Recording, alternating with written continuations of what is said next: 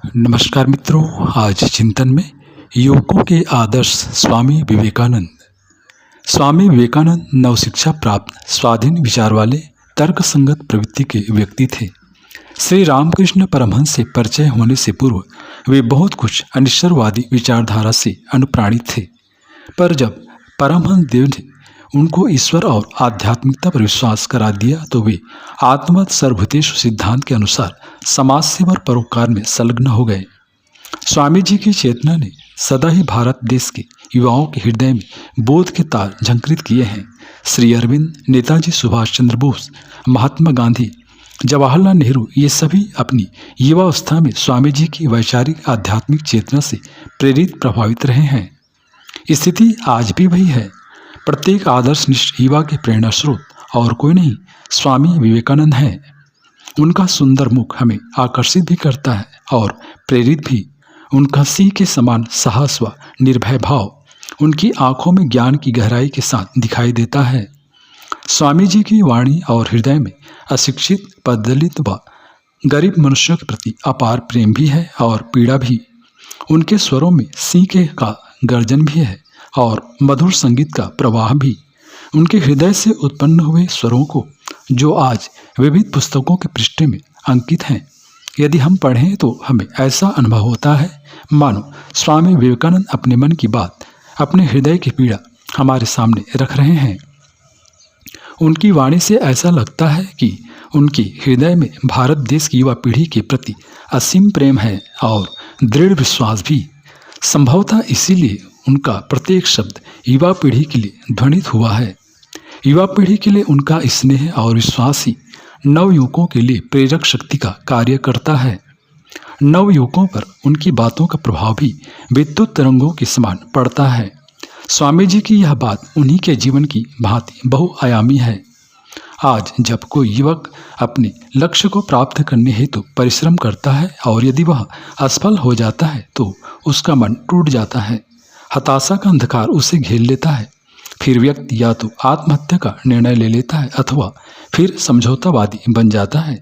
ऐसे में युवकों के लिए स्वामी विवेकानंद आशावादी तथा संघर्ष के स्वरों में एक मधुर गीत के समान कुछ पंक्तियां अपने एक भाषण में इस प्रकार कहते हैं।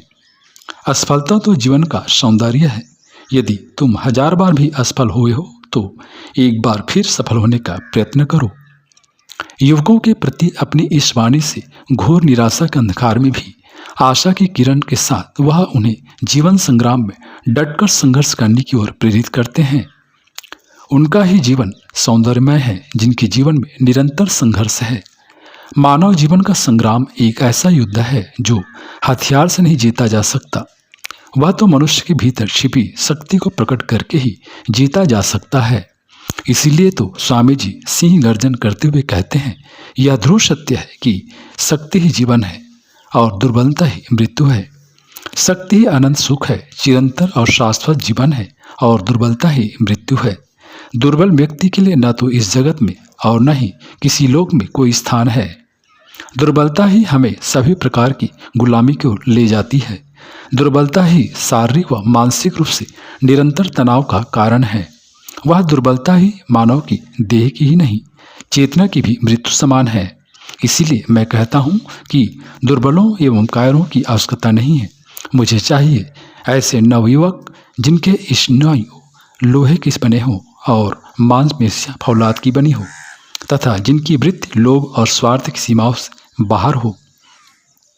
वह अपनी दिव्य वाणी से युवाओं को चेताते हैं कि ध्यान रहे, जब मनुष्य के भीतर शक्ति का संचार होता है तो वह अपनी सभी असफलताओं को सफलता में परिवर्तित कर लेता है।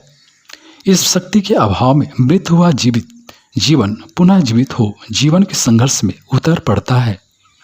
आत्मशक्ति से भरा व्यक्ति असफलता को धूल के समान झटक कर फेंक देता है और सिंह गर्जन कर निस्वार्थ बन अपने जीवन को प्रस्तावित करता है।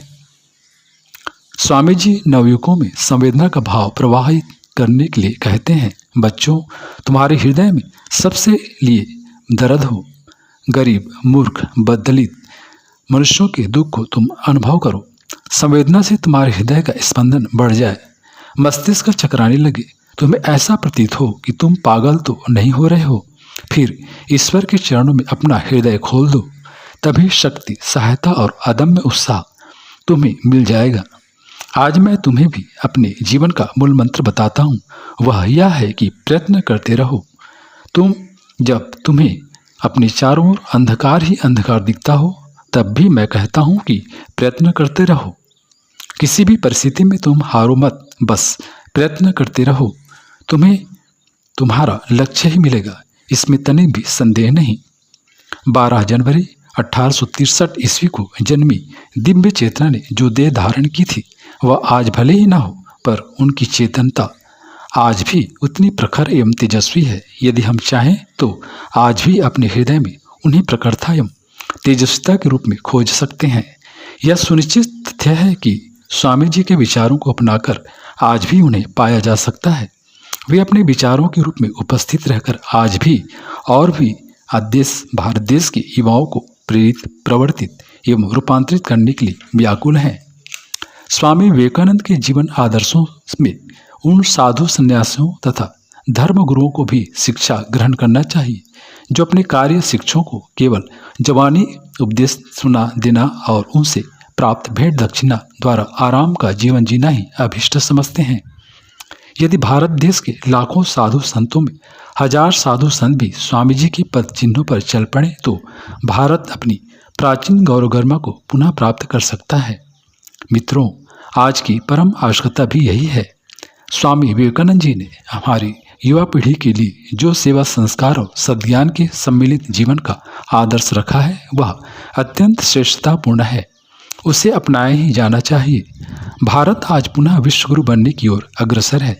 ऐसे में स्वामी जी के विचार युवा जगत के लिए प्रेरक प्रकाश स्तंभ का कार्य कर सकते हैं, जिनके आलोक में लक्ष्य तक पहुंचना सुनिश्चित है।